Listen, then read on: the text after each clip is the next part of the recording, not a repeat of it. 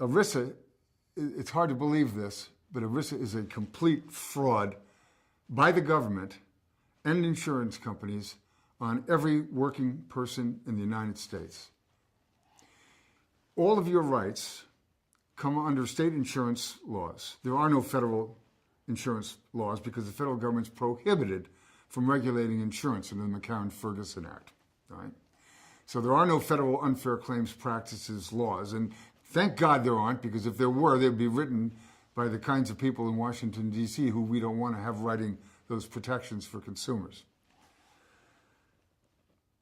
So California, for example, and New York, and Florida, and Texas, and Arizona, all of these states have what it's called an Unfair Claims Practices Act. It's part of the insurance regulatory scheme that is created by the state departments of insurance. In California, it's called 79003 of the Insurance Code, 79003H, subsection H. And there are 15 or 20 specific acts that are prohibited: refusing to pay a claim where liability to do so is reasonably clear, conducting an inadequate investigation and denying a claim on the basis of that inadequate investigation, using biased experts to deny claims, misstating coverage under the policy, misrepresenting what terms in the policy mean under the law. Those are just some of the more obvious examples.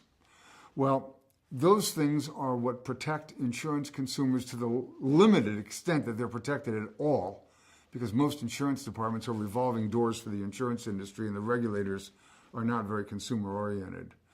But to the extent that there's any protection at all, it comes under state law. If you work for a newspaper, you get it from your employer. If you work as a nurse, you get it from your hospital. If you are a Kaiser doctor, you get it from Kaiser. If you get your insurance in the workplace, you lose all of your rights under state law. You take them, put them in the garbage disposal, push the switch, they're gone. They're gone. They do not exist. And your rights are determined instead by federal law. And that's what's called ERISA Preemption, because ERISA is a federal law, and the court said ERISA governs employment-based policies, with certain exceptions, such as if you're a government employee or a religious organization employee. Those are two very minor exceptions to it. And so what happens if you have a claim and you're what's called ERISA preempted? Okay, with respect to ERISA, if you obtain your insurance at the workplace, you basically don't have any rights. All of your rights are eliminated under state law because federal law takes over, and federal law under ERISA doesn't exist. There are no protections under federal law. So if you obtain any health or disability insurance at work, you're basically going it alone. You don't have any Unfair Claims Practices Act protections at all that the insurance company has to take into account in denying a claim. There's nothing you can do, absolutely nothing you can do. And we see claims all the time that are ERISA preempted claims that are so outrageous. People who are so obviously disabled, the insurance company simply doesn't pay. And you can't sue them for bad faith, you can't do anything about it.